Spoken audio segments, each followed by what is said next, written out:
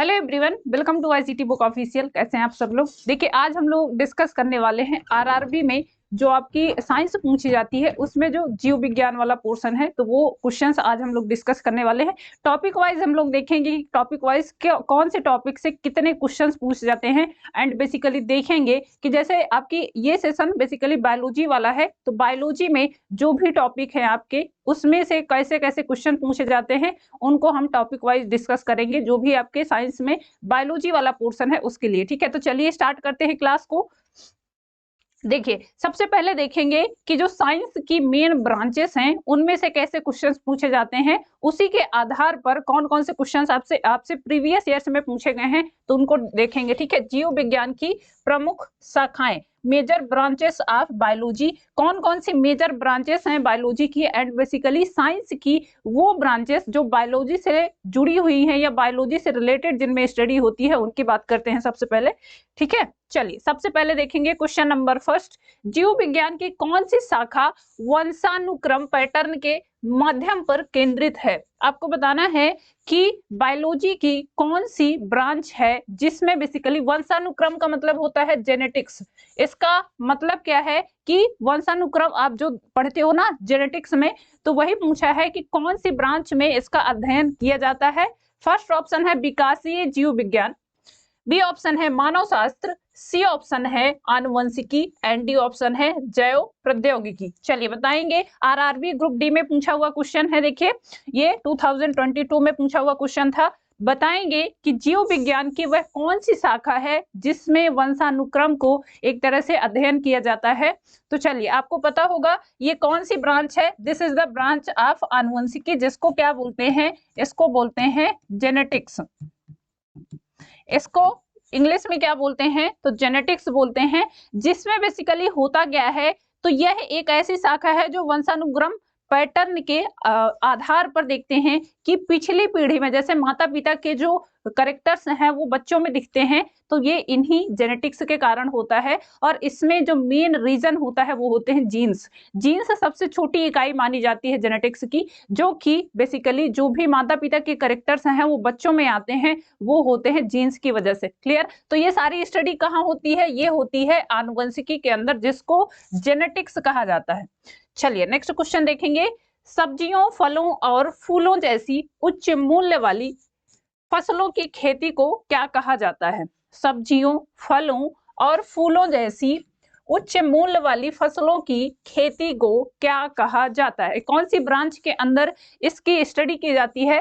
First option है sericulture, B option है pisciculture, C option apiculture, and D option है horticulture. चलिए, ये भी एनटीपीसी में पूछा हुआ क्वेश्चन है 2021 में।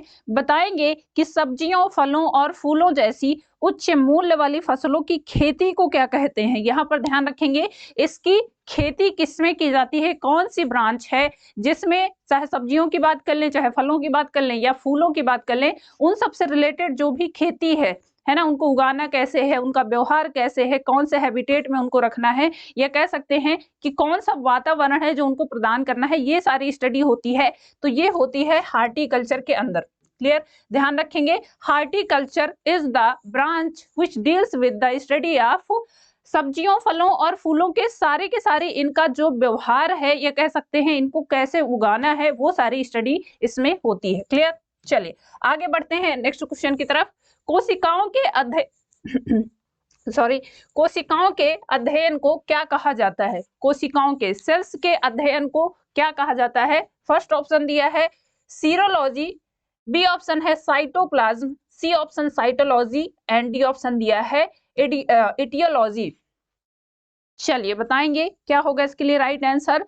कोशिकाओं के अध्ययन को क्या कहा जाता है, पढ़ा होगा आप सबने, है ना। ये भी देखिए आरआरबी एनटीपीसी 2021 का क्वेश्चन है। ये सारे क्वेश्चंस आपके पेपर से रिलेटेड है, जो भी प्रीवियस ईयर्स में क्वेश्चन पूछे गए हैं। एंड बेसिकली देखिए क्वेश्चंस आते कैसे हैं, इससे आपको ये पता चलता है। प्रीवियस ईयर्स क्वेश्चन लगाने का फायदा यही होता है कि आपके दिमाग में चीजें ऐसे क्लियर हो जाती हैं कि अच्छा हमको ये टॉपिक पढ़ना है तो इससे ऐसे टाइप के क्वेश्चन पूछे जाते हैं।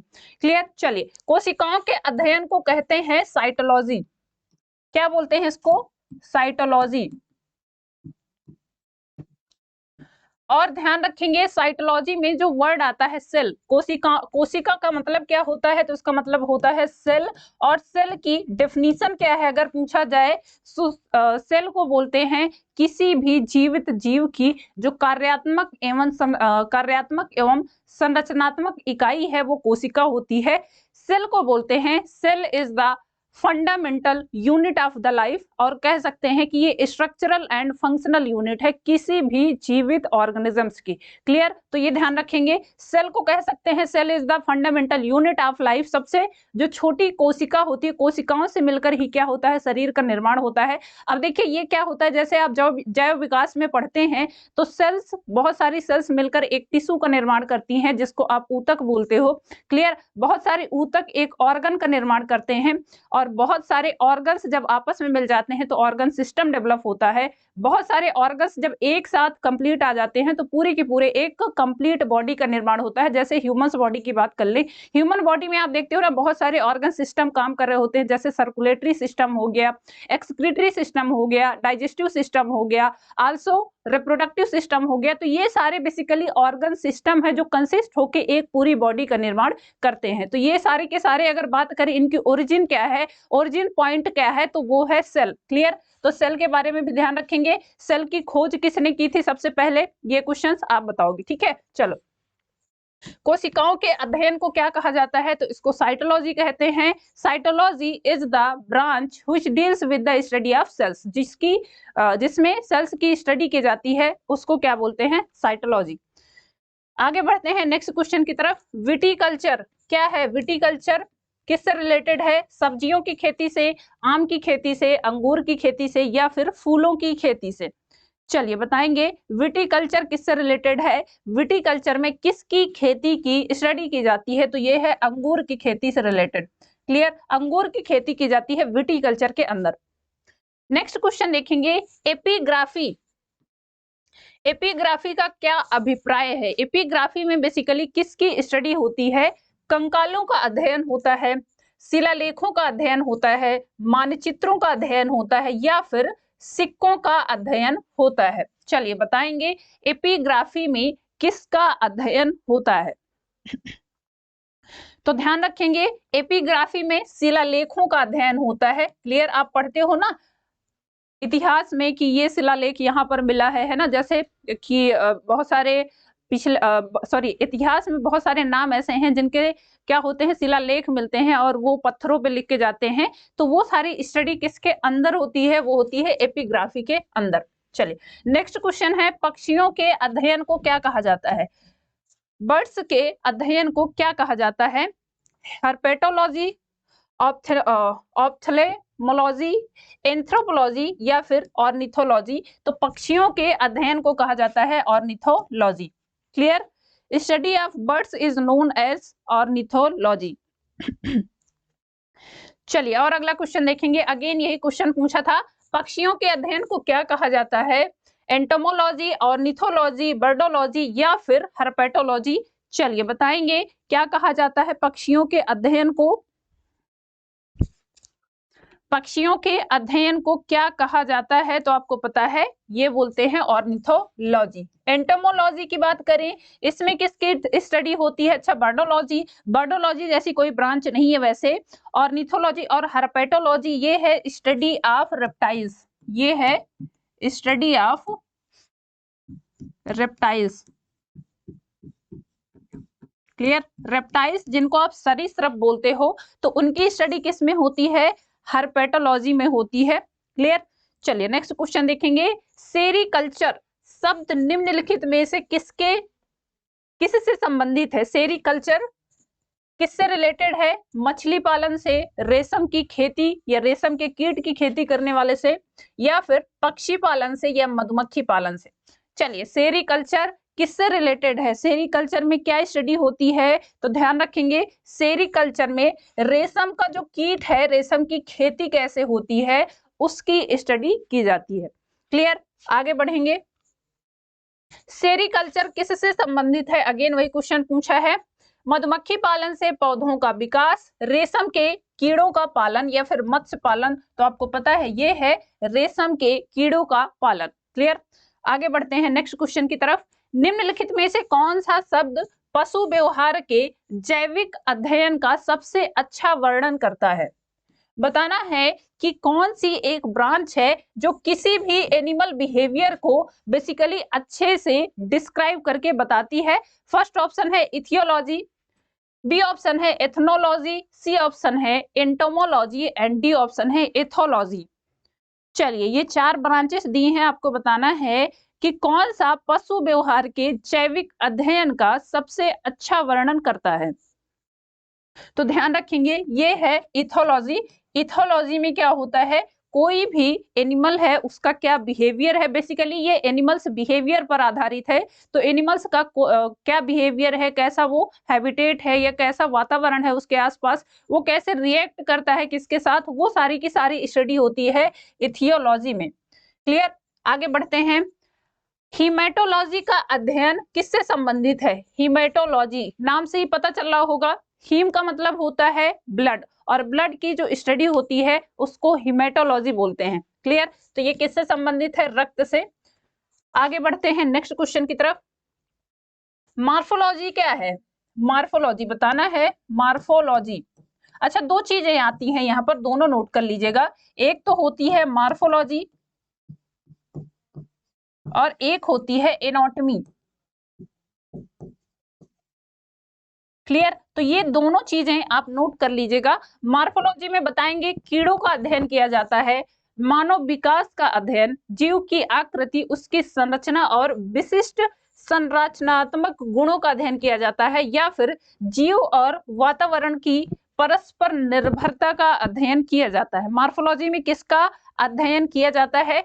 तो मार्फोलॉजी में ध्यान रखेंगे, मार्फो का मतलब होता है बाहर से स्ट्रक्चर बेसिकली कैसा दिखाई दे रहा है। क्लियर, बाहर से कैसा स्ट्रक्चर है, और सबसे ज्यादा ध्यान रखेंगे मार्फो, आप शब्द पकड़िए, मार्फो का मतलब होता है बाहरी रंग रूप, बाहरी वेशभूषा, या बाहर से कोई भी ऑर्गेनिज्म, चाहे वो प्लांट की बात कर लें, चाहे वो हम एनिमल्स की बात कर लें। तो चाहे प्लांट में बात करें, चाहे एनिमल्स में बात करें, मार्फोलॉजी अगर आएगी दैट मीन्स कि वो बाहर से कैसा दिखाई दे रहा है उसकी बात हो रही है। क्लियर, तो ये कह सकते हैं कि एक्सटर्नल स्ट्रक्चर्स की बात कर रहे हैं इसमें।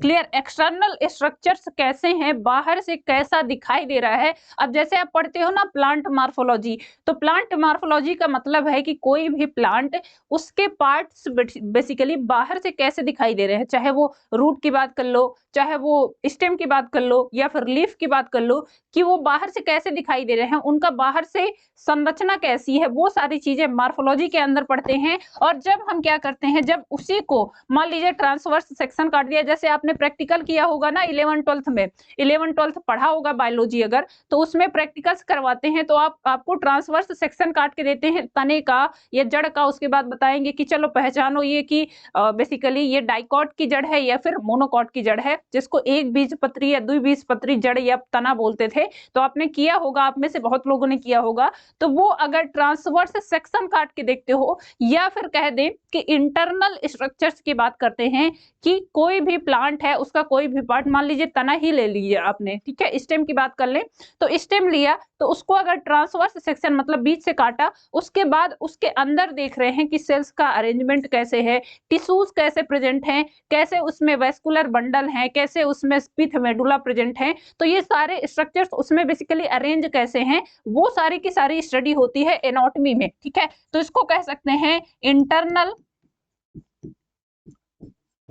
इंटरनल स्ट्रक्चर्स से संबंधित है। तो ये दोनों चीजें आप ध्यान रखेंगे, ये दोनों पूछे जाते हैं क्वेश्चंस। क्लियर, मार्फोलॉजी क्या है? मार्फोलॉजी में बेसिकली आउटर साइड से कैसा दिखाई दे रहा है। ठीक है, मान लीजिए हम अपनी बात करते हैं तो ह्यूमंस में क्या होता है, ह्यूमन मार्फोलॉजी। वैसे मार्फोलॉजी टर्म ज्यादातर प्लांट्स के केस में यूज होता है, एंड एनाटॉमी भी। जैसे हम अपनी बात करते हैं तो बाहर से हमारी संरचना कैसी दिखाई दे रही है, हमारे आंख कैसी है, कान कैसे हैं, हमारी स्किन कैसी है, ये सब मार्फोलॉजी के अंदर आएगा। और जब हम अंदर जाते हैं अपना, हमारा ऑर्गन, मान लीजिए हार्ट की बात करते हो, तो हार्ट कैसे बना है ना, हार्ट हो गया, लीवर हो गया, कैसे उसमें ऊतक प्रेजेंट है, कैसे उसमें सेल्स प्रेजेंट हैं, वो सारी की सारी स्टडी किस में होती है, एनाटॉमी में होती है। और इसी से रिलेटेड एक और ब्रांच है जिसको फिजियोलॉजी बोलते हैं। तो फिजियोलॉजी में क्या होता है कि कोई भी ऑर्गन काम कैसे कर रहा है, बेसिकली काम क्या हो, जैसे आप हार्ट की बात कर रहे हो तो उसका काम क्या है, ब्लड पंप करना, या लीवर का काम क्या है, बाइल जूस को सिक्रीट करना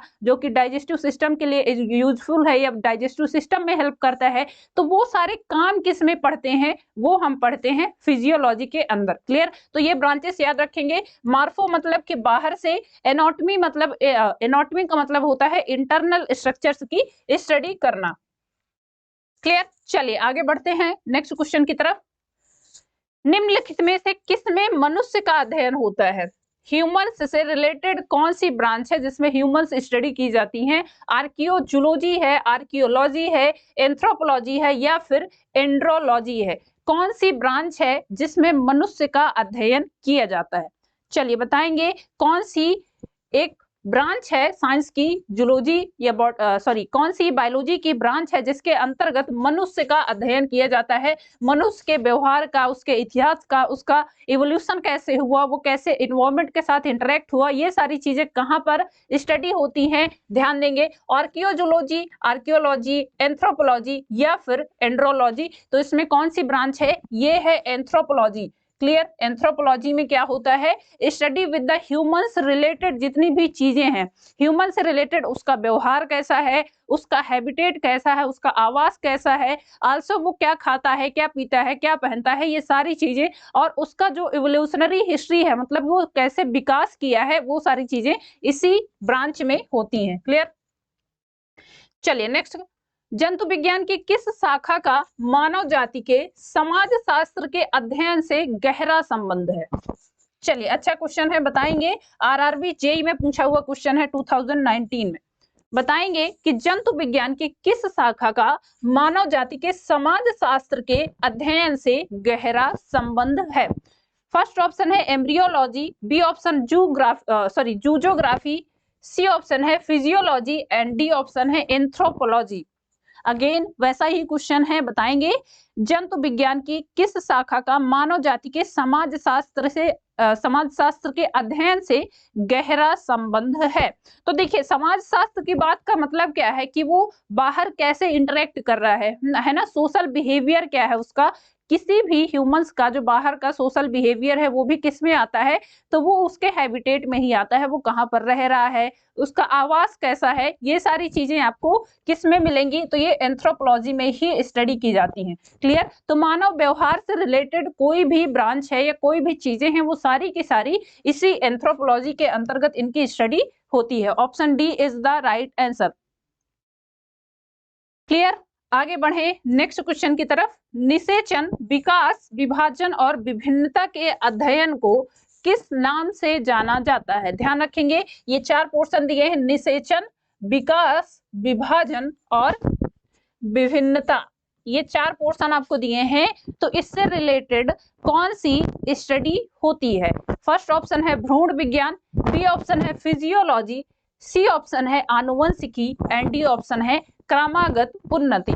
चलिए बताएंगे कि कौन सी ब्रांच है जिसमें निषेचन, जिसको रिप्रोडक्शन बोलते हैं, विकास की बात कर ले कि ग्रोथ कैसे होती है, विभाजन की बात कर ले तो बेसिकली कैसे डिवाइड होते हैं, एंड लास्ट दिया है विभिन्नता, उसमें कौन से डिफरेंसेस देखने को मिलते हैं, कौन सी वेरिएशंस देखने को मिलती हैं, तो वो सारी स्टडी किस में की जाती है? बताएंगे क्या होगा इसके लिए राइट आंसर? भ्रूण विज्ञान, फिजियोलॉजी, आनुवंशिकी या फिर क्रमागत उन्नति।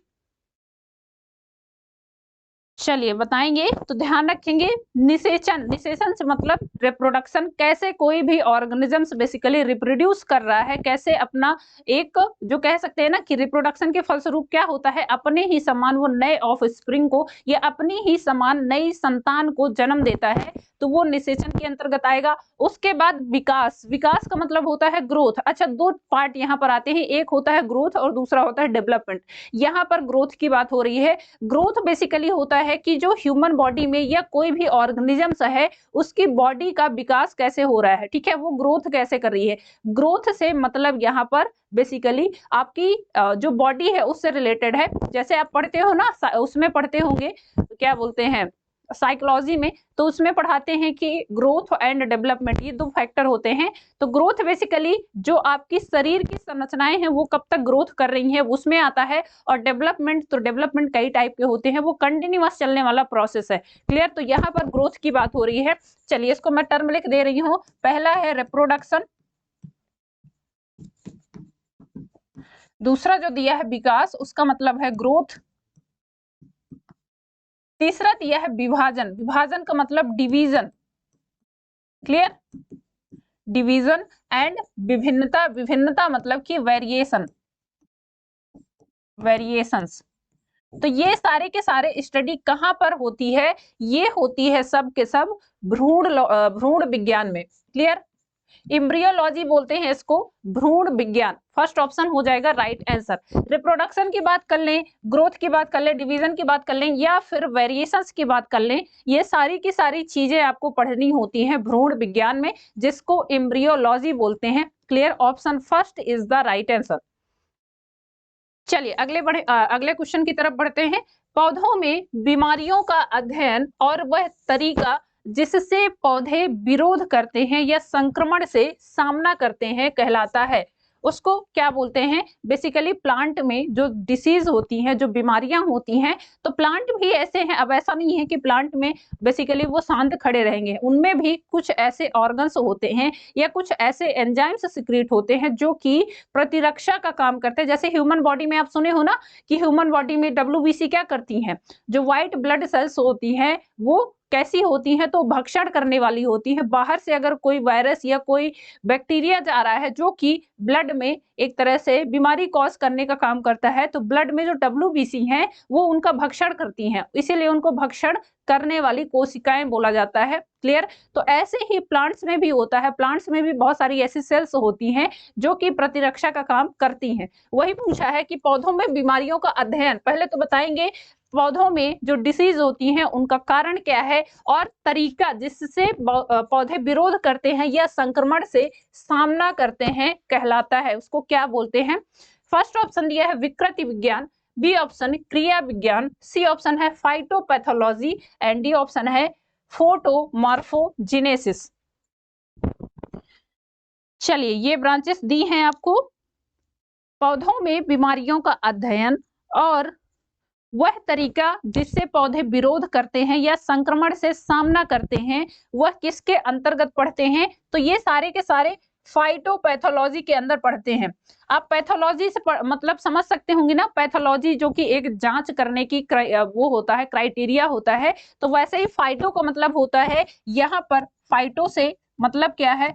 फाइटो पैथोलॉजी, तो फाइटो मीन्स होता है प्लांट्स, तो प्लांट से रिलेटेड जितनी भी स्टडी होती हैं वो सारी की सारी फाइटोपैथोलॉजी में होती हैं। क्लियर? ऑप्शन सी हो जाएगा यहाँ पर करेक्ट आंसर।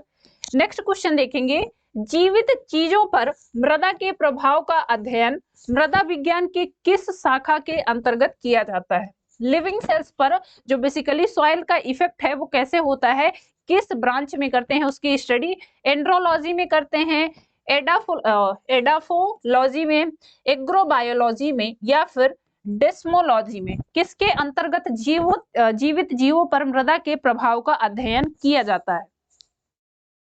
चलिए बताएंगे। तो ये होता है एडाफोलॉजी में, ऑप्शन बी हो जाएगा करेक्ट आंसर। एडाफोलॉजी में जो भी जीवित जीव हैं बेसिकली, या जिनको बोलते हो आप लिविंग ऑर्गेनिजम्स, उनमें सॉइल का क्या इफेक्ट होता है वो स्टडी की जाती है इसके अंतर्गत। क्लियर? आगे बढ़ते हैं नेक्स्ट क्वेश्चन की तरफ। निम्नलिखित में से शरीर विज्ञान एवं चिकित्सा की वह कौन सी शाखा है जो पुरुषों के विशिष्ट रोगों एवं स्थितियों से संबंधित है?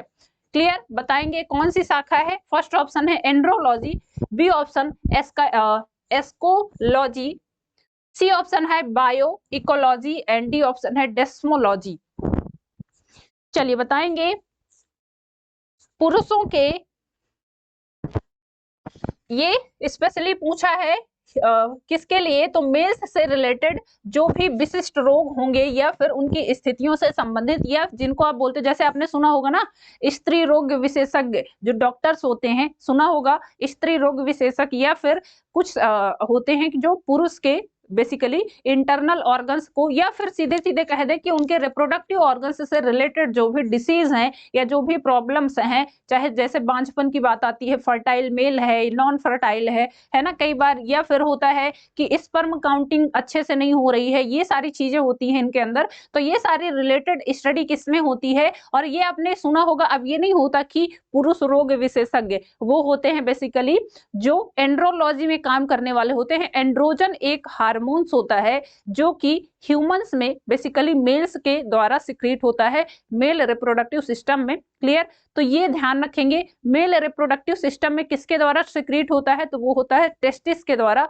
और टेस्टिस से रिलीज होने वाले इसी एंड्रोजन हार्मोन्स के द्वारा ये एक तरह से स्टडी इसकी नाम दी गई है। तो एंड्रोजन हार्मोन्स क्योंकि मुख्य हार्मोन्स होता है, उसकी वजह से ही जो भी स्पर्म्स हैं या जो कैसे स्पर्म्स का फॉर्मेशन होता है, ये सारी चीजें रिप्रोडक्टिव ऑर्गन्स के डेवलपमेंट में काफी पार्टिसिपेट करती हैं। तो ये सारी चीजें किस में पढ़ते हैं? एंड्रोलॉजी में पढ़ते हैं। क्लियर?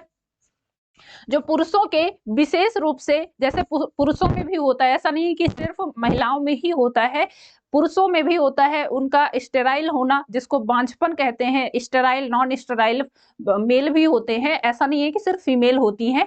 फीमेल्स के लिए अब वो दे दिया गया है कि स्त्री रोग विशेषज्ञ, तो उसका एक वो भी होता है कि एंड्रोलॉजी में जो काम करने वाले हैं अगर साइंटिस्ट, तो उनको बोला जाए, या फिर जो चिकित्सक हैं जिनको आप डॉक्टर्स बोलते हो, उनको अगर नाम दिया जाए तो वो पुरुष रोग विशेषज्ञ ही कहलाएंगे। ठीक है? तो ऐसे रोगों की जांच वो करते हैं बेसिकली जो मेल्स से रिलेटेड रिप्रोडक्टिव ऑर्गन्स से डील करते हैं। ये रिप्रोडक्टिव ऑर्गन्स का जो भी प्रॉब्लम है वो मेल्स जब डील करते हैं तो उसको क्या बोलेंगे? तो उसको आप मेल डॉक्टर बोलोगे, या फिर उससे एंड्रोलॉजी से कनेक्ट करते हैं। क्लियर? वो ब्रांच ऐसी है जिसमें क्या है, एंड्रोजन से रिलेटेड सारी की सारी स्टडी होती हैं, और एंड्रोजन ध्यान रखेंगे कि मेल हार्मोन के अंतर्गत आता है। क्लियर? तो पुरुषों के विशिष्ट रोगों एवं स्थितियों से संबंधित कौन सी ब्रांच है? वो है एंड्रोलॉजी। क्लियर? चलिए आगे बढ़ते हैं।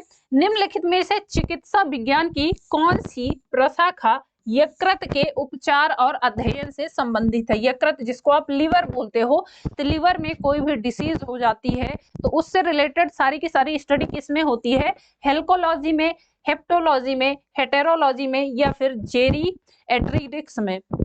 चलिए बताएंगे। निम्नलिखित में से चिकित्सा विज्ञान की कौन सी प्रशाखा यकृत के उपचार और अध्ययन से संबंधित है? यकृत मतलब कि लीवर। क्लियर? इसमें ध्यान रखेंगे, इसमें लीवर भी आता है, पित्ताशय की थैली जिसको गाल ब्लेडर बोलते हैं, और अग्न्याशय जिसको पैनक्रियाज बोलते हैं, उससे रिलेटेड स्टडी भी इसी के अंदर होती है। ये है हेप्टोलॉजी। कौन सी ब्रांच है? नाम ध्यान रखेंगे, कई बार हेप्टोलॉजी ऐसे लिख के अभी आ जाता है इंग्लिश में, तो इंग्लिश टर्म्स भी याद रखेंगे। क्लियर? वैसे हिंदी ही लिखा है, ठीक है, तो यहाँ पर इसको क्या बोलते हैं? हेप्टोलॉजी बोलते हैं। ठीक है, आगे बढ़े।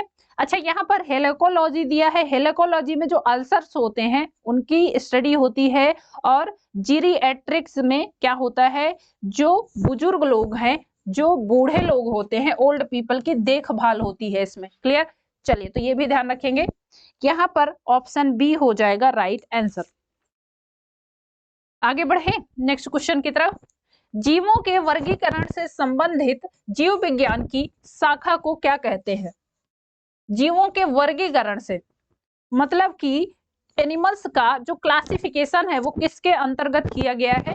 फर्स्ट ऑप्शन है वर्गीकरण विज्ञान, बी ऑप्शन नोथोलॉजी, सी ऑप्शन शरीर रचना विज्ञान, या फिर सरोविज्ञान। बताएंगे कि जीवों के वर्गीकरण से संबंधित जीव विज्ञान की शाखा को क्या कहते हैं?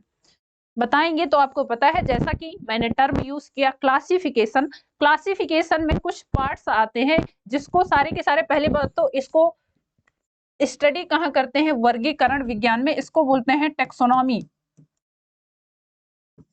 टेक्सोनॉमी में और कौन कौन सी चीजें हैं जो स्टडी की जाती हैं? तो और पॉइंट नोट कर लीजिएगा, इसमें होता है आइडेंटिफिकेशन,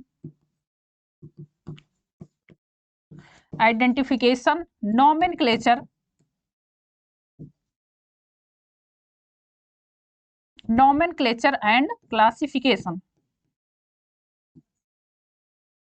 ये बेसिकली बेसिस हैं जिनको कहते हैं कि किसी भी ऑर्गेनिजम्स को कैसे डिवाइड करना है, कौन से ग्रुप में रखना है। तो ये बेसिक फीचर हैं, या बेसिक एक तरह से कह सकते हैं ना कि सबसे पहले जो मूलभूत आधार है वो क्या होता है।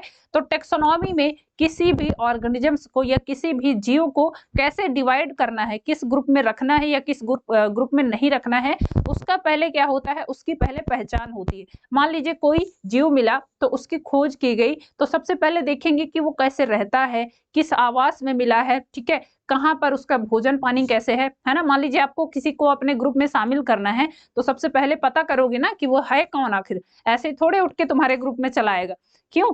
तो वो पहले आप पता करोगे ना, उसका नाम जानोगे, वो कैसे रहता है, कहाँ से आया है, क्या करता है। तो वैसे ही एनिमल्स में भी है, या किसी भी ऑर्गेनिजम्स का जब डिवाइडेशन होता है बेसिकली टेक्सोनॉमी के अंदर, तो सबसे पहला जो प्रोसेस होता है वो होता है उसका आइडेंटिफिकेशन, जिसको पहचान बोलते हैं। सबसे पहले उसकी पहचान की जाएगी, उसके बाद उसको एक नाम दिया जाएगा। क्लियर? जैसे कि वही अगेन आपके ग्रुप में कोई आ रहा है तो आप उसको ग्रुप में लेके आ रहे हो, तो सबसे पहले उसका पहचान पूछोगे कि भैया कहाँ से आए हो तुम, तुम्हारा नाम क्या है, ठीक है। उसके बाद तुम्हारे जब ग्रुप में आ जाएगा ना तो तुम उसको एक निक नेम देते हो। ये सब दोस्तों के ग्रुप में होता है कि अच्छा भैया तुम हमारे ग्रुप में शामिल हो रहे, तो चलो आज से तुम्हारा ये निक नेम हो जाएगा, है ना, चिंटू पिंटू जो भी नाम दोगे तो वो तुम्हारा देना है। लेकिन टेक्सोनॉमी के अंदर जो नोमेनक्लेचर होता है वो बेसिकली बायोलॉजिकल नेम या साइंटिफिक नेम होते हैं, जो कि बायोलॉजिकल क्लासिफिकेशन में आप पढ़ते हो। दो वर्ड्स के नाम होते हैं, एक उसकी जीनस को रिप्रेजेंट करता है और एक उसकी स्पीसीज को रिप्रेजेंट करता है। अच्छा, एक चीज और याद रखेंगे कि जो साइंटिफिक नेम है वो पूरे वर्ल्ड वाइड में, मतलब पूरे संसार में आप कहीं पर भी चले जाओ, उसका साइंटिफिक नेम सेम ही होगा। उसका कॉमन नेम बदलता रहता है जगह के अनुसार। जैसे कि आप सब्जियों के नाम देखते हो ना, तो सब्जियों के नाम जो साइंटिफिक नेम है वो पूरे वर्ल्ड वाइड में कहीं भी चले जाओगे वो सेम ही रहेंगे। अब उसका कॉमन नेम क्या है, लोग अपने एक तरह से सुइटेबिलिटी के अकॉर्डिंग उसको बदलते रहते हैं कि पता चले यूपी में उसको कुछ और कह रहे हैं, बिहार में कुछ और बोलेंगे, है ना, एमपी में कुछ और बोलेंगे।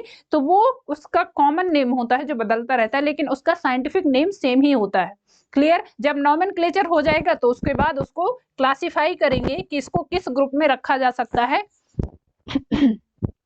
एंड बेसिकली क्लासिफाई करने का प्रोसेस ये होता है कि जिस ग्रुप से उसके बेसिक कैरेक्टरिस्टिक्स हैं, ये बेसिक जो कैरेक्टर्स हैं वो मैच हो रहे हैं, तो उसके आधार पर फिर उसको उस ग्रुप में रख दिया जाता है। ये सारी की सारी स्टडी किस में होती है? टेक्सोनॉमी में होती है, ठीक है, जिसको वर्गीकरण विज्ञान बोला जाता है। ठीक है, चलिए और आगे बढ़ते हैं। जंतु विज्ञान किसका अध्ययन है? जंतु विज्ञान, जिसको क्या बोलते हैं? जूलॉजी बोलते हैं। जूलॉजी में किसका अध्ययन होता है? जूलॉजी में ऊर्जा का अध्ययन होता है, फलों का अध्ययन होता है, विषाणुओं का अध्ययन होता है, या फिर जानवरों का अध्ययन होता है?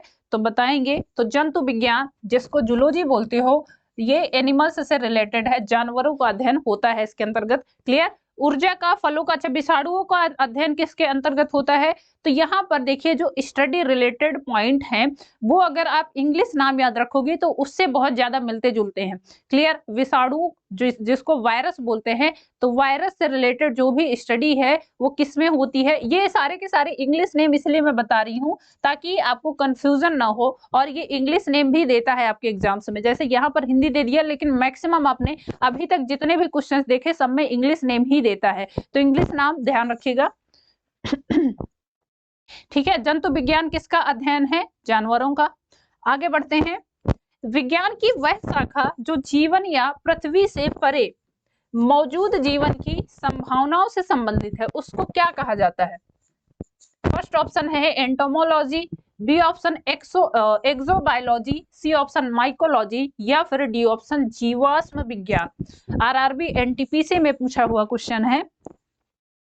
विज्ञान की वह शाखा जो जीवन या पृथ्वी से परे मौजूद जीवन की संभावनाओं से संबंधित है। मतलब कि अगर बात कर रहे हो आप, अर्थ में रह रहे हैं ना, हम अर्थ के प्राणी हैं, पृथ्वी पर निवास करने वाले प्राणी हैं, तो यहाँ के बाहर के जो एनिमल्स हैं या बाहर के जो ऑर्गेनिजम्स हैं, उनसे रिलेटेड कौन सी ब्रांच है जो डील करती है, या उनसे रिलेटेड जो भी स्टडीज हैं वो किस में पढ़ते हैं, तो वो होती है एक्सोबायोलॉजी। इसको बोलते हैं क्या? एक्सोबायोलॉजी। एक्सो का मतलब क्या होता है? बाहर। क्लियर? तो एक्सोबायोलॉजी में क्या होता है, जो भी अर्थ के अलावा किसी अलग प्लेनेट में कौन सी लाइफ चल रही है, या बाकी अगर बात करें ब्रह्मांड में क्या चीजें चल रही हैं, वो सारी की सारी स्टडी किस में करेंगे, तो वो एक्सोबायोलॉजी में करते हैं। क्लियर? चलिए और आगे देखते हैं। Next question, fill in the blanks दिया है, तथ्यों और मानव जैसी प्रजातियों जैसे कि बंदर, वानर, वन मानुष आदि के व्यवहार का अध्ययन किया जाता है। फर्स्ट ऑप्शन है anthropology, B option ethnobotany, C option है प्राइमेटोलॉजी, या फिर एपोलॉजी। चलिए यहां पर दिया है फिल इन द ब्लैंक्स दिया है, उसके बाद दिया है तथ्यों और मानव जैसी प्रजातियों जैसे कि बंदर, वानर, वन मानुष आदि के व्यवहार का अध्ययन है। किसमें होता है? इनके बिहेवियर से रिलेटेड, ह्यूमन बिहेवियर्स की बात कर ले। आल्सो आपको पता है जो हमारे पूर्वज हैं वो कौन है? वो बंदर हैं, है ना। बंदर जिनको वानर बोलते हैं, वानर हो गए, उसके अलावा जैसे बंदर हो गए, वानर हो गए, वनमानुष हो गए, इन सब से रिलेटेड जो भी बिहेवियर है उसकी स्टडी किस में होती है? तो वो होती है बेसिकली प्राइमेटोलॉजी में। क्लियर? किस में होती है? ये प्राइमेटोलॉजी में होती है, ध्यान रखेंगे, प्राइमेटोलॉजी। प्राइमेटा क्या है? प्राइमेटा क्या है आपको पता है कि ये बेसिकली एक ग्रुप है जिसमें ये सारे के सारे ऑर्गेनिजम्स रखे गए हैं, चाहे वो ह्यूमंस की बात कर लो, चाहे वो मंकी की बात कर लो, ठीक है, वानर जिसको आप बोल रहे हो, तो वो सारे के सारे प्राइमेटा के अंतर्गत आते हैं। प्राइमेटा बेसिकली एक ऑर्डर है क्लासिफिकेशन में।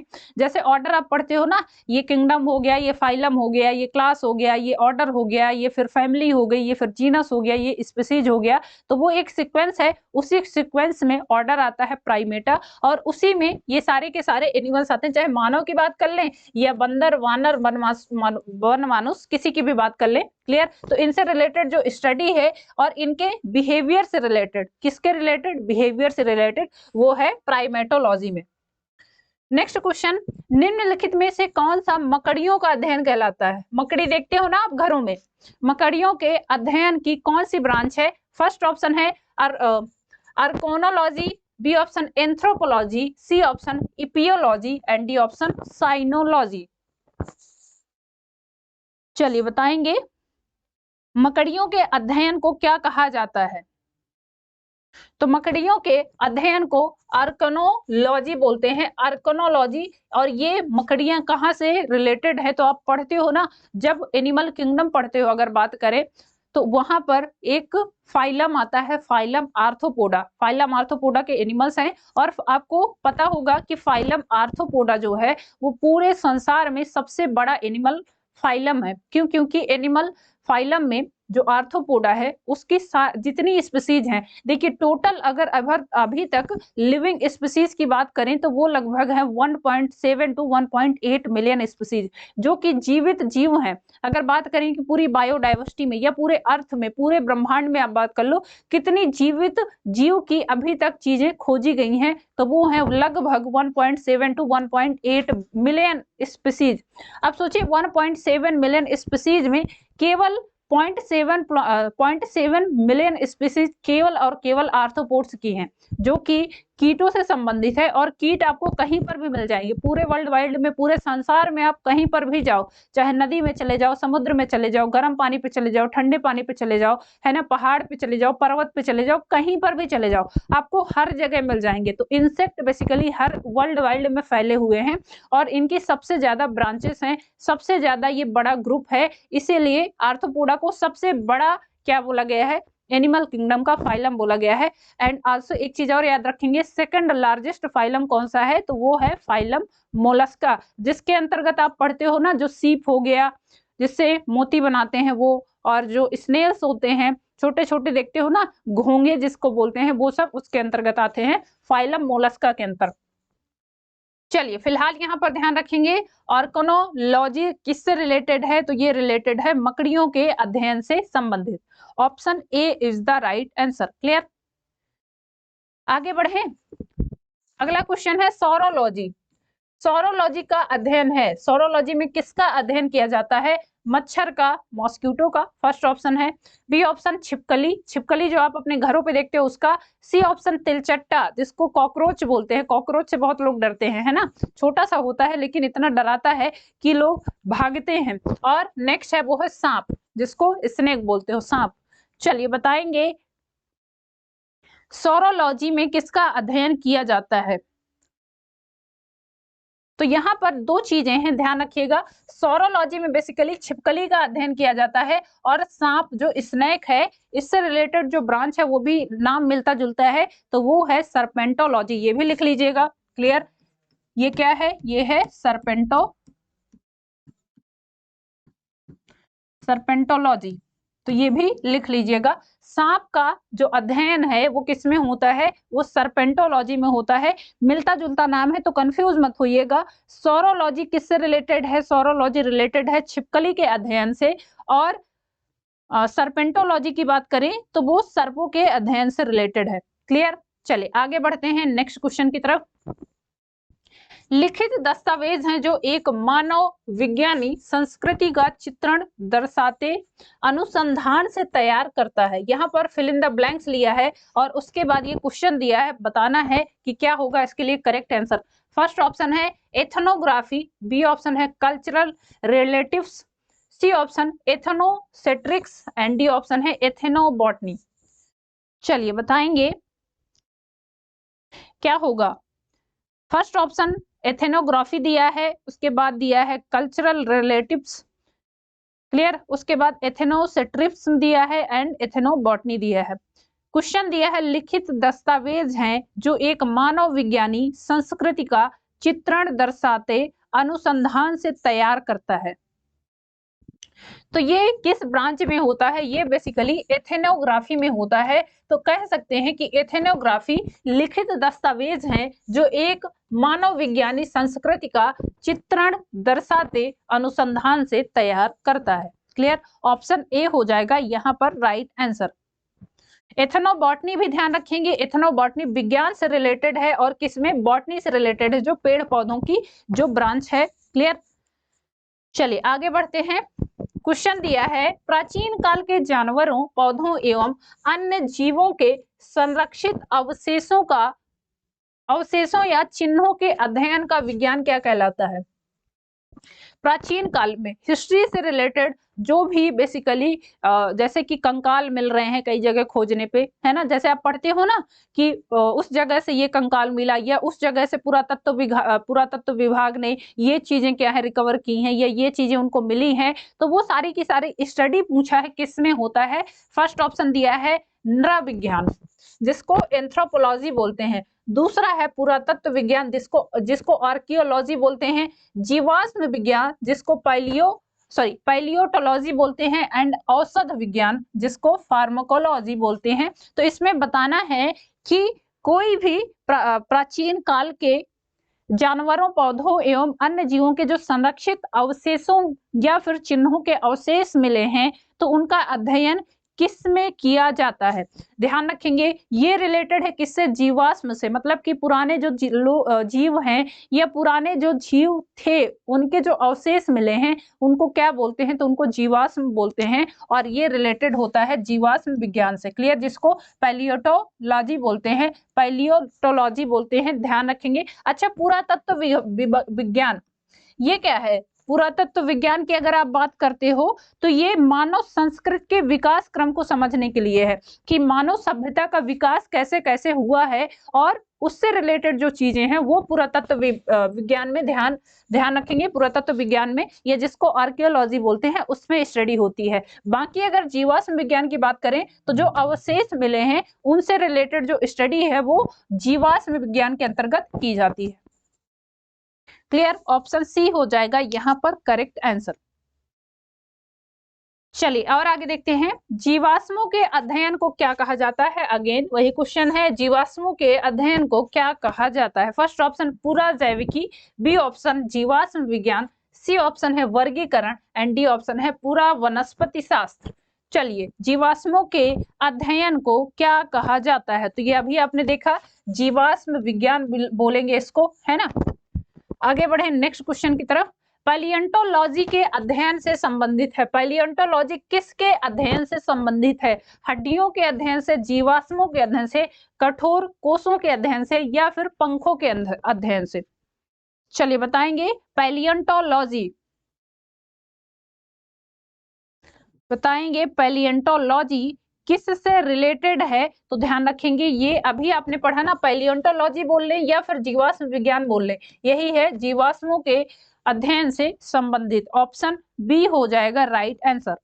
नेक्स्ट क्वेश्चन, पादप विज्ञान जिसको फाइटोलॉजी बोलते हैं में किसका अध्ययन किया जाता है? फाइटोलॉजी में किसका अध्ययन किया जाता है? मानव शरीर रचना का, पौधों का, शुद्ध मात्रिकी या जिसको पोसोलॉजी बोलते हैं उसका, या फिर मानव मनोविज्ञान का। किसका अध्ययन किया जाता है पादप विज्ञान में? नाम से समझ में आ रहा होगा, पादप विज्ञान में किसका अध्ययन किया जाता है फाइटोलॉजी में। तो आपको पता है पादप विज्ञान दैट मीन्स कि ये प्लांट से रिलेटेड है, पौधों से रिलेटेड होगा। नेक्स्ट क्वेश्चन, ऑन्कोलॉजी, ऑन्कोलॉजी किस बीमारी के उपचार से जुड़ा है? ऑन्कोलॉजी किस बीमारी के उपचार से जुड़ा है? फर्स्ट ऑप्शन दिया है अस्थि सुस्थिरता, बी ऑप्शन मधुमेह, C option cancer and D option दिया है वृक्क संबंधी विफलता। बताना है ऑन्कोलॉजी किससे रिलेटेड है, तो ध्यान रखेंगे ये है कैंसर से रिलेटेड। क्लियर, किससे रिलेटेड है? कैंसर से रिलेटेड जो भी स्टडी होती है वो सारी की सारी ऑन्कोलॉजी के अंतर्गत किया जाता है। नेक्स्ट क्वेश्चन देखते हैं, कवक विज्ञान क्या है? कवक विज्ञान पढ़ते हो ना आप?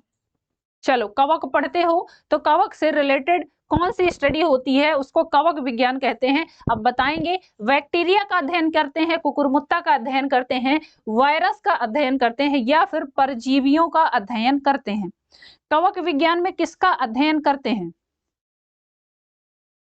चलिए बताएंगे।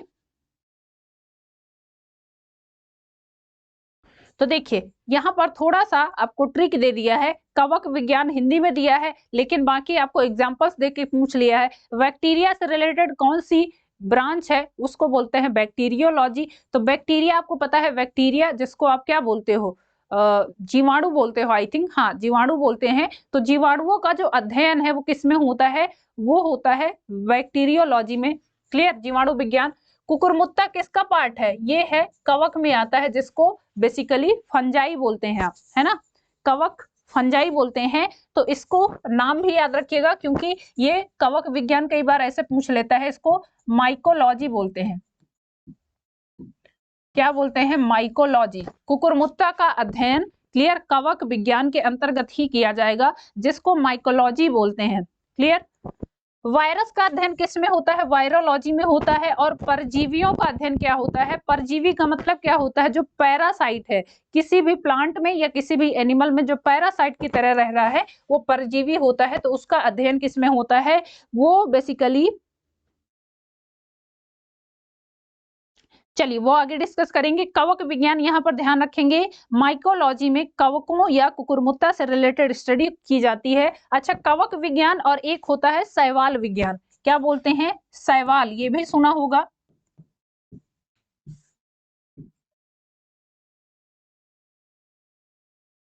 शैवाल, तो शैवाल क्या होते हैं? ये होते हैं एल्गी। एल्गी, तो एल्गी से रिलेटेड कौन सी ब्रांच है जिसमें स्टडी होती है? तो ये भी ध्यान रखेंगे, ये होती है शैवाल विज्ञान बोलते हैं या इसी को फाइकोलॉजी बोलते हैं। फाइकोलॉजी। माइकोलॉजी रिलेटेड है बेसिकली फंजाई से, इसको आप लिख लीजिए, इसका फंजाई। क्लियर, फंजाई से रिलेटेड जो भी स्टडी होती है वो माइकोलॉजी में होती है और एल्गी से रिलेटेड जो भी स्टडी होती है वो फाइकोलॉजी में होती है। और आपको पता है कि एल्गी और फंजाई आपस में जब फ्यूज होते हैं या एक साथ आते हैं तो उसको बोलते हैं लाइकेन। लाइकेन में सुना है ना, आपने पढ़ा होगा। लाइकेन जब एक साथ आते हैं तो उसमें आधा एल्गल पार्ट होता है और आधा फंगस वाला पार्ट होता है, मतलब कि आधा कवक होता है और आधा शैवाल होता है। तो दोनों पॉइंट याद रखेंगे। चलिए आगे बढ़ते हैं। माइकोलॉजी के अध्ययन से संबंधित है, देखिए वही क्वेश्चन पूछा है अगेन। माइकोलॉजी किसके अध्ययन से संबंधित है? मानव कोशिकाओं के कवक से, विषाणु से या फिर जीवाणु से। जो मैं बोलती हूँ कि जो मैं बोलती हूँ आपको कि इंग्लिश नाम भी याद रखिए बेटा। क्यों? क्योंकि देखिए यहाँ पर माइकोलॉजी दे दिया है, अब आपको वहां पर अभी ये पीछे क्वेश्चन देखना। ये क्वेश्चन देखा आपने, कवक विज्ञान दिया है। अब कवक विज्ञान अगर आपको इंग्लिश में नहीं पता है कि क्या है तो उसको माइकोलॉजी बोलते हैं। अगर पता है तो आपको तुरंत क्वेश्चन आ जाएगा। माइकोलॉजी दैट मीन्स कि किसकी बात हो रही है? कवक की, जिसको क्या बोलते हैं? इसको बोलते हैं फंजाई, है ना? क्या बोलते हैं? फंजाई। विषाणु ये हो जाएगा वायरस, और इससे रिलेटेड जो स्टडी होती है वो वायरोलॉजी में होती है। जीवाणु जिसको क्या बोलते हैं? बैक्टीरिया। तो इनके इंग्लिश टर्म याद रखिएगा आप। बैक्टीरिया से रिलेटेड जो भी स्टडी होती है वो बैक्टीरियोलॉजी में होती है। क्लियर? मानव कोशिकाओं के रिलेटेड स्टडी किस में होती है बताना आप। चलिए, तो माइकोलॉजी किसके अध्ययन से संबंधित है? वो है कवक के अध्ययन से, फंजाई के अध्ययन से संबंधित है। क्लियर? आगे बढ़े। नेक्स्ट क्वेश्चन है, ऑनेरियोलॉजी किसका अध्ययन है? ऑनेरियोलॉजी किसका अध्ययन है? फर्स्ट ऑप्शन है भगवान से रिलेटेड। सोचिए, भगवान तक पहुंच गए कि चलो भगवान का अध्ययन करते हैं, है ना? भगवान से रिलेटेड है, सपने से रिलेटेड है। आप सोते सोते बहुत अच्छे अच्छे सपने देखते हो, कई बार डरावने सपने भी देखते हो, तो उससे रिलेटेड है। नींद से रिलेटेड है या फिर रंग से रिलेटेड है, जो काला गोरा होता है उससे रिलेटेड है। चलिए बताएंगे। और नियोलॉजी किससे रिलेटेड है? तो ध्यान रखेंगे, जो आप अच्छे अच्छे सपने देखते हो ना, ये सारे सपने, कैसे सपने देखेंगे, कल को क्या होगा, नौकरी लग जाएगी, उसके बाद क्या होगा, तो ये जो सारे सपने देखते हैं ये होते हैं इसी और नियोलॉजी से रिलेटेड। क्लियर? ऑप्शन बी हो जाएगा राइट आंसर। चलिए, बेसिकली ये एक तरह से ह्यूमन ब्रेन का एक पार्ट होता है जिसको इनकॉन्शियस ब्रेन बोलते हैं। दो हिस्सों में बटा होता है, एक तो होता है कॉन्शियस ब्रेन और दूसरा होता है इनकॉन्शियस ब्रेन। देखिए, अब यहाँ पर कुछ बच्चे ऐसे हैं जो कहेंगे कि अरे मैम आप तो इतना एक्स्ट्रा क्यों बता रही हो, हमारे एग्जाम्स में इतना नहीं पूछा जाता है।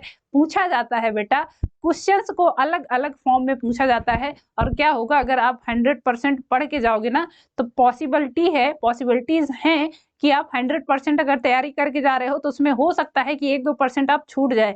लेकिन अगर उससे ज्यादा कर लोगे ना, मान लो आपको पता है, हमें पता है कि आप 100% तैयारी करोगे, लेकिन अगर 10% और कर लोगे तो 110 पे अगर चले जाओगे तो वो क्या होगा, वो 10% आपके लिए बेनिफिशियल का काम करेगा और उसके बाद आप 100% जरूर दे के आओगे।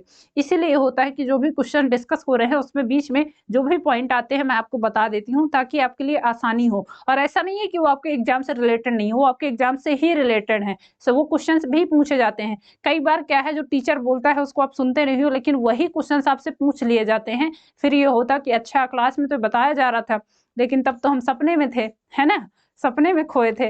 चलो, सपने में नहीं रहना है, हकीकत में आ जाइए, क्योंकि हकीकत में आपको नौकरी लेनी है और नौकरी लेनी है तो उसके लिए पढ़ना पड़ेगा। क्लियर?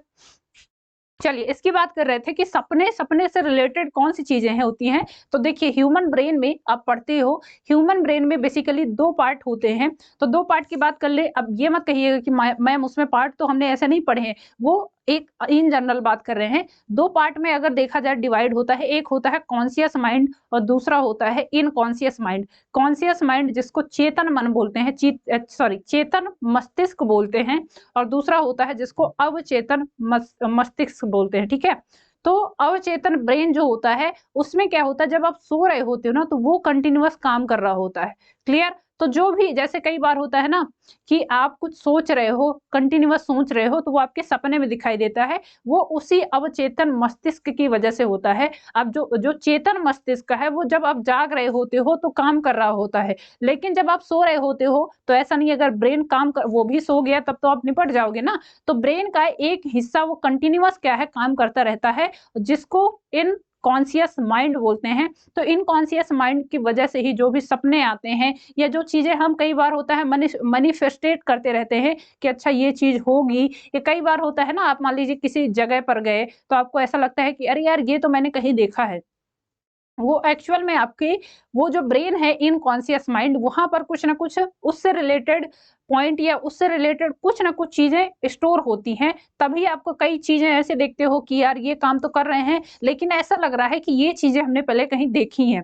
होता होगा, सबके साथ होता है। तो ये बेसिकली इनकॉन्शियस माइंड की वजह से होता है और इनकॉन्शियस माइंड की वजह से ही सपने आते हैं, जो कि आप नींद में अच्छे अच्छे सपने देखते हो, डरावने सपने भी देखते हो। तो ये होता है। क्लियर? चलिए, स्टडी किस में होती है? वो होती है ऑर्नियोलॉजी में। ठीक है, आगे बढ़े। नेक्स्ट क्वेश्चन देखते हैं, टॉक्सिकोलॉजी। टॉक्सिकोलॉजी, टॉक्सिकोलॉजी किसका अध्ययन है? फर्स्ट ऑप्शन है इंसानी व्यवहार का, ह्यूमन बिहेवियर का। बी ऑप्शन है जहर का। सी ऑप्शन है भूक्षरण का। एंड डी ऑप्शन है चट्टान का।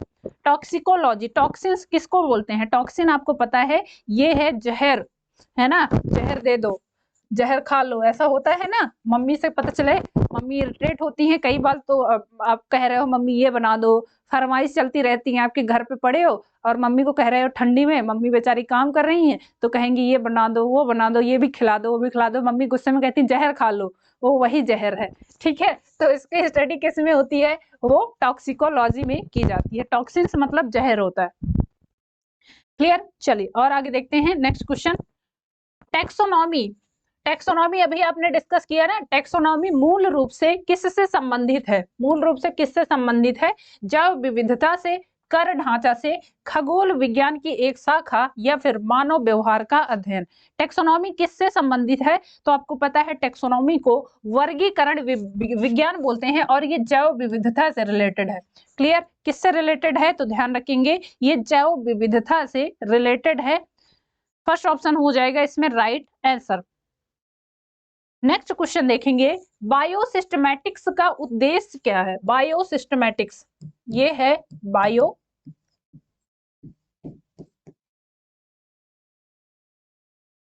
चलिए बायोसिस्टमैटिक्स का उद्देश्य क्या है? इसका पर्पस क्या है? क्यों बायोसिस्टमैटिक्स की स्टडी होती है?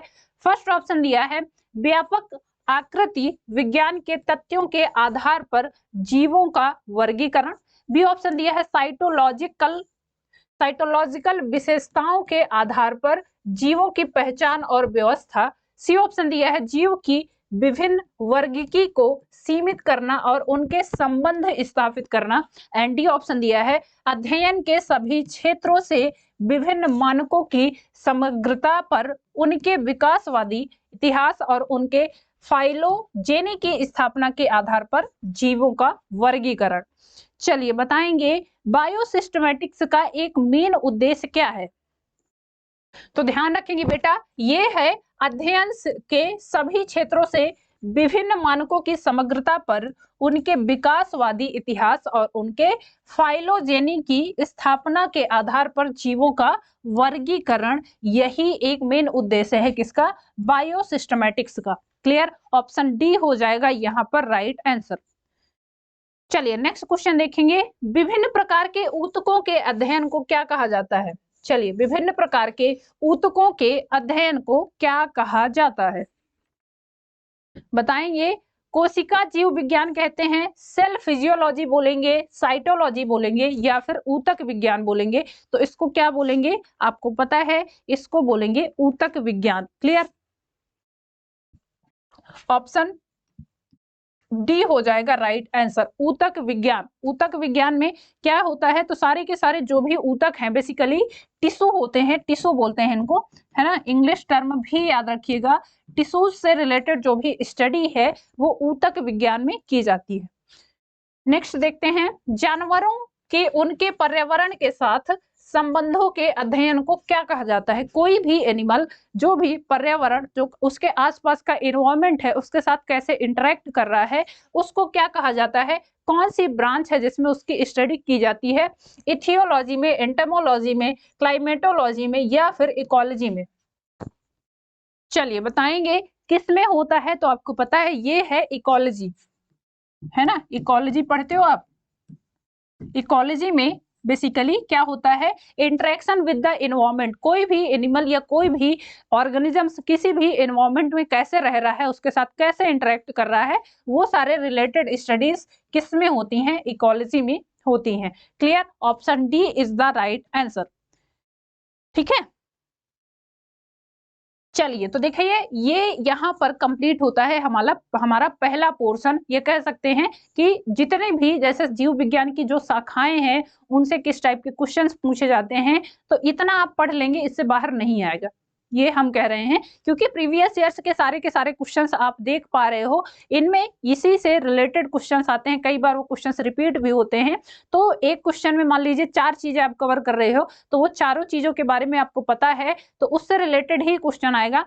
तो अगर आप इसको पढ़ लेते हो, आई थिंक इसके बाहर आपको नहीं पूछा जाएगा। ठीक है, या फिर इससे ज्यादा आपसे रिलेटेड या इससे ज्यादा डिस्क्राइब करके और नहीं पूछा जाता। आपसे जैसे कोई भी शाखा है तो उसका नाम ही पूछेगा और उससे रिलेटेड कौन सी स्टडी होती है वही पूछेगा।